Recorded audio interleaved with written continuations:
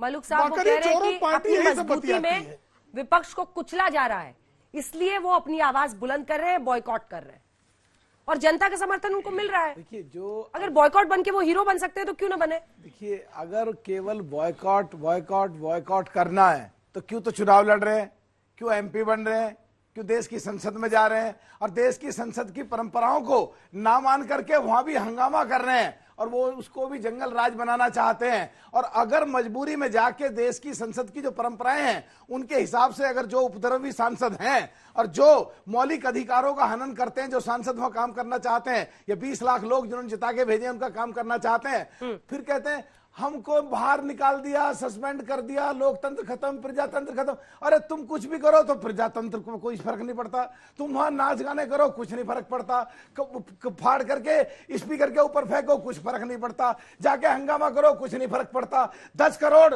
रुपए एक दिन के संसद में खर्च होते हैं, देश की गाड़ी कमाई का पैसा, और तुम संसद न चलने दो, तुम पे कोई नहीं फर्क पड़ता। तुम्हें पॉपुलरिटी चाहिए तो भाई सड़क पे खड़े होकर के थिएटर करने लगो, पॉपुलरिटी ले लो। देखिए, ये सत्ता की मलाई आप खाइए और जनता भूखे पेट, जनता गरीबों का थाली खाली रहे। अरे इन्हें मलाई खिला दो, पता है माननीय, सुनिए ना, अरे सुनिए, अभी माननीय सर्वोच्च न्यायालय ने जब आपके उत्तर प्रदेश की सरकार ने ये निकाला कि हर दुकानदार को अपना नाम लिखना होगा, तो क्या टिप्पणी की माननीय सर्वोच्च न्यायालय। देखिए, इसमें हम साफ कह रहे हैं शर्मी की प्रकाष्ठा मत सुनो तिवारी जी, ये लोकतंत्र लोकलाज में चलता है। एक सेकंड रुको, आज फिर उत्तर प्रदेश में क्या किया है, तिवारी जी सुनो, कांवड़िया के पद पर अरे जवाब तो मजा रहे, सब पे चादर का जवाब तो सुनो, कोई जवाब आपका नहीं सुनेंगे। सुनो, आप विपक्ष की नहीं सुनिएगा तो हम सत्ता पक्ष की नहीं सुनेंगे।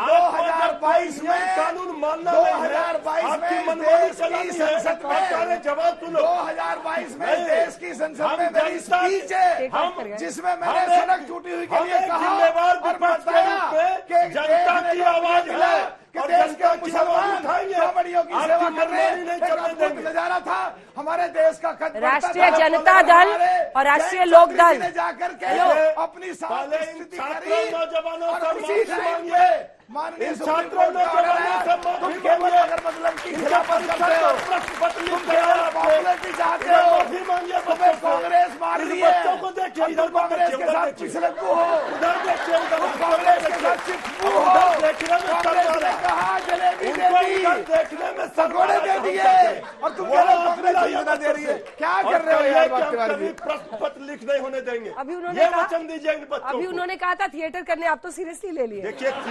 थिएटर जब सत्ता पक्ष करने लगे तो विपक्ष की जिम्मेवारी बनती है कि जनता की आवाज जो है वो संसद में सत्ता पक्ष पर लगाम लगाए। ये आरएलडी और आरजेडी एकदम बोलिए। हाँ, देखिए, आरएलडी से मजबूत है आरजेडी। अच्छा, ये आप जान लीजिए। ये चौधरी चरण सिंह उनका स्ट्राइक रेट 100% है। देखिए, ये 2 लड़े 2 जीते। बहुत ज्ञानी आदमी है, बीजेपी में फंस गए जाकर के। अभी चौधरी चरण सिंह जी की विचारधारा से पैदा हुई आरजेडी, चौधरी चरण सिंह जी का आशीर्वाद लेकर के लालू जी ने पार्टी बनाई। ये बड़े बन रहे चौधरी चरण सिंह जी से, कमाल है भाई।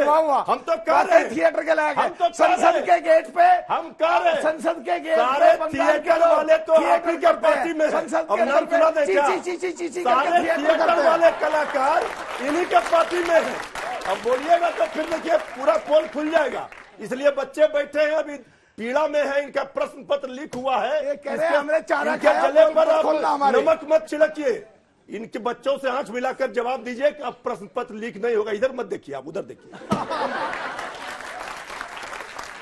मलूक जी, आपकी तरफ भी देखने को तैयार है, हमारे तरफ नहीं देखना है। का भी देखने बच्चों के आंखों में आंख मिलाइए और कहिए कि ये गुनाह हुआ है, ये सरकार की गलतियां हैं, माफी मांगते हैं। आपका टीका भी देखने को तैयार, बच्चों की तरफ देखने के लिए तैयार। सरकार काम कर रही है, सुप्रीम कोर्ट के आदेशों का पालन कर रही है और जांच में जो भी आएगा बख्शा नहीं जाएगा। आपके हाथ में लगाम नहीं देंगे। कैसेट घिसा हुआ जो है बच्चे नहीं समझ पा रहे हैं। आप बोलिए कि आने वाले दिनों में होगा तो मैं पार्लियामेंट से इस्तीफा दूंगा। ये बताइए बच्चों को। तो पार्लियामेंट में हुई नहीं, अभी नहीं है बेचारे।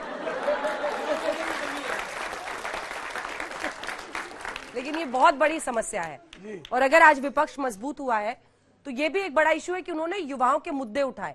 पेपर लीक, ऐसे मुद्दों पर आपकी सरकार मतलब डिनायल में थी। कभी डिनायल में नहीं थी, तो कभी नहीं थी।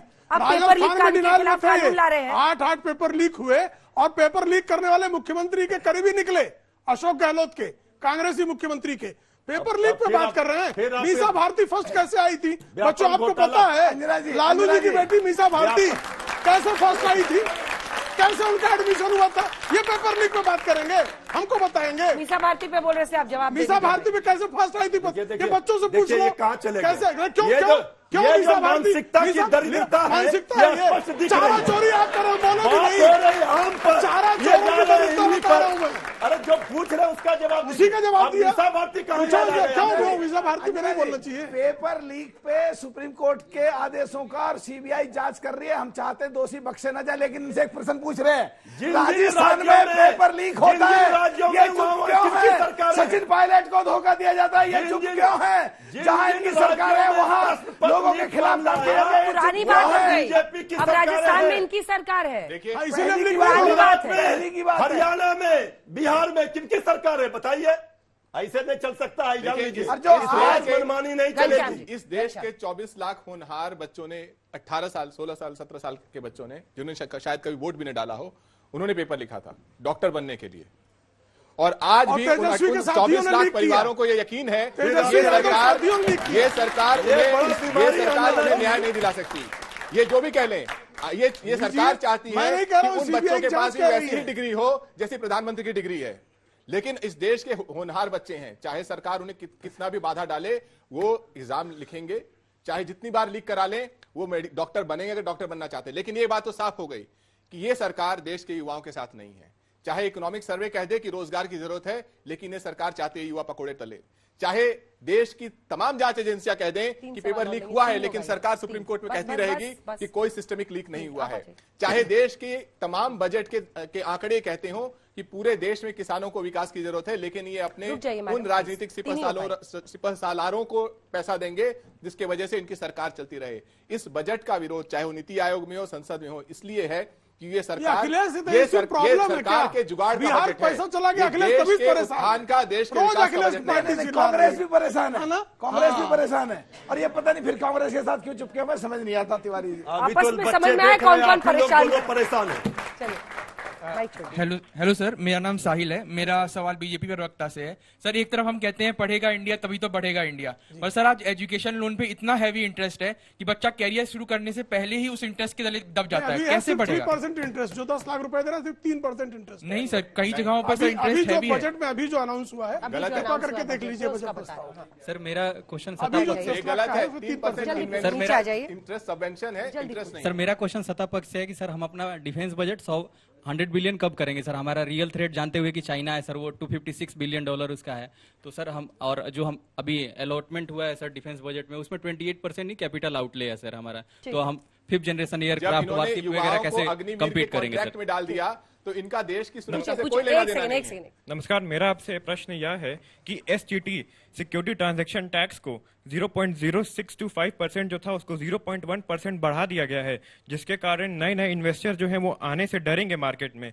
सरकार पिछली बार 2500 करोड़ इससे कमाई थी, इस बार अनुमान लगाया जा रहा है 3500 करोड़ कमाएगी। आपका इस पे क्या राय है? उनसे नहीं, इनसे पूछना था आपको। चलिए तीनों सवालों का जवाब दीजिए। देखिए, तो जीडीपी से आपने कहा बजट, जीडीपी और डिफेंस का, तो डिफेंस का बजट जो है जीडीपी के अनुकूल ही बढ़ता रहेगा। उसमें जो है अचानक जो ये दशा थी, कांग्रेस के कार्यकाल में जो रक्षा बजट था वो लौट जाया करता था। हम नए हथियार खरीद ही नहीं रहे थे, अब हम हथियारों के एक्सपोर्टर तक बन गए हैं। तो हमने डिफेंस सेक्टर में निश्चित तौर पर प्रोग्रेस किया हुआ है। चलिए अब मैं कंक्लूडिंग रिमार्क सबसे लेती हूँ, आपके साथ शुरू कर रही हूँ। विपक्ष ने घेर दिया है क्या सरकार को? हर मुद्दे पर, हर चीज पर, चाहे पार्लियामेंट हो, जब वो पार्लियामेंट में बोलते हैं मुखर होकर राहुल गांधी, अखिलेश यादव, अन्य नेता, वहीं नीति आयोग की बैठक को वो कह रहे हैं कि आप एक तरफा सब कुछ करते हैं। क्या सरकार को घेरने में विपक्ष कामयाब हो रहा है? विपक्ष घेरने में कामयाब नहीं, आपस में तोड़ने में कामयाब, क्योंकि कांग्रेस सबसे बड़ी सो कॉल्ड इंडिया गठबंधन पार्टनर कहती है आंध्र प्रदेश और बिहार को ज्यादा दे दिया, और बिहार के ही लोग कहते हैं वहां झुंझुना दे दिया, और इसीलिए कांग्रेस का प्रवक्ता कोई आ नहीं रहा। तो ये घेरने कामयाब छोड़ो, आपस में ही टूट रहे हैं, आपस में कमजोर हो रहे हैं, और बायकॉट टेलीविजन का भी कर दिया। कोई प्रवक्ता किसी टेलीविजन पर नहीं जा रहा डर की वजह से। इसीलिए घनश्याम जी, सवाल यह है कि आप लोग विरोध किस बात का कर रहे हैं? ज्यादा पैसा दिया इसका, या इनके हिसाब से ज्यादा पैसा नहीं दिया इसका? मतलब अगर हम लोग समझे तो आप किस बात का विरोध कर रहे हैं साहब? वो कहते हैं कि बिहार को कुछ दिया ही नहीं, और आप लोगों के इंडिया गठबंधन के बाकी नेता कहते हैं सब दे दिया बिहार आंध्र को। किस बात का विरोध कर रहे हैं आप?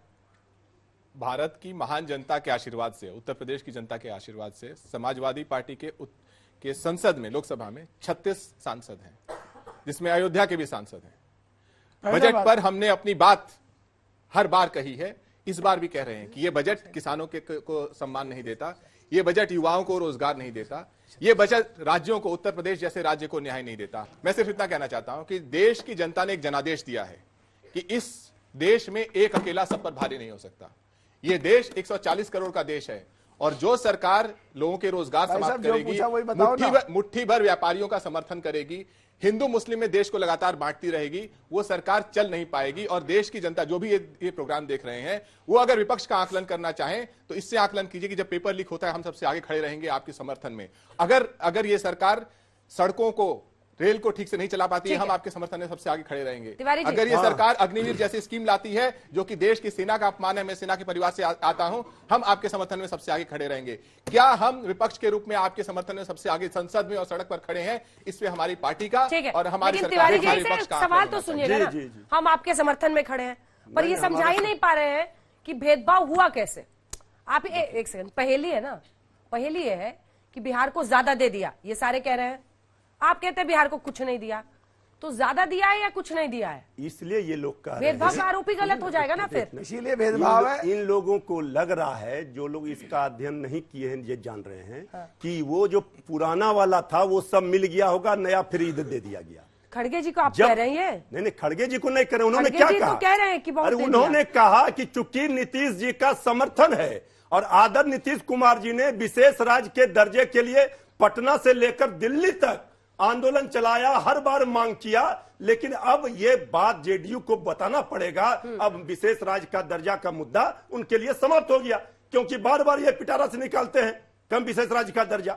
लोकतंत्र ज्यादा मिला या कुछ नहीं मिला? अब कुछ नहीं मिला। ये नीतीश ये आंखों में, जनता के आंखों में धूल झोंका गया। फिर भेदभाव कैसे हुआ? भेदभाव इसलिए हुआ कि वही पुराना जो घोषणा हुआ था, जो स्वीकृत योजनाएं थी, जो तेजस्वी यादव जी सरकार में थे, तो सड़क के लिए नितिन गडकरी जी से मिल करके उन्होंने योजना स्वीकृत कराई थी, वही योजनाओं को ये कह रहे हैं रिपैकेजिंग करके हमने दिया। अब भला बताइए, क्यों नहीं समझा रहे कांग्रेस? 1,65,000 की बोली लगी मिला है, कोई भेदभाव नहीं हुआ। अच्छा अंजना जी, एक सवाल, पटना विश्वविद्यालय को सेंट्रल यूनिवर्सिटी का दर्जा के लिए हाथ जोड़ा था आदरणीय नीतीश कुमार जी ने, आदरणीय प्रधानमंत्री जी से, मिल गया क्या? जब वो तक नहीं मिला तो ये क्या खर्च मिलेगा? लेकिन इतना कंफर्म है कि 60,000 करोड़ रुपए बिहार को गए, इसमें कोई संदेह नहीं है। अब दूसरा इनका बारंबार प्रश्न ये, भाई साहब कह रहे थे हमको 37 सीट मिल गई। साहब आपका जब से जन्म हुआ सपा का ना, तब से लेके आज तक जितनी आपको सीटें मिली हैं वो 3 चुनाव में मोदी जी को मिली है, भारतीय जनता पार्टी को। 2014, 19, 24 तो उत्तर प्रदेश किसके साथ है? हमने 73 पर भी अहंकार नहीं किया था, 37 पर अहंकार की पराकाष्ठा है। तो इस अहंकार को भी उत्तर प्रदेश की जनता भली भांति देख रही है। और जब हमने 60,000 करोड़ दिया, बिहार की जनता को दिया है, कोई चारा चोरों को थोड़ी दिया है कि चारा चोरी करके खा पी के निकल लेंगे। चलिए, बिहार की जनता को बहुत बहुत धन्यवाद, बहुत बहुत धन्यवाद हमारे साथ बहस में शामिल होने के लिए। देश दुनिया की बाकी खबरों के लिए आप देखते रहिए आज तक।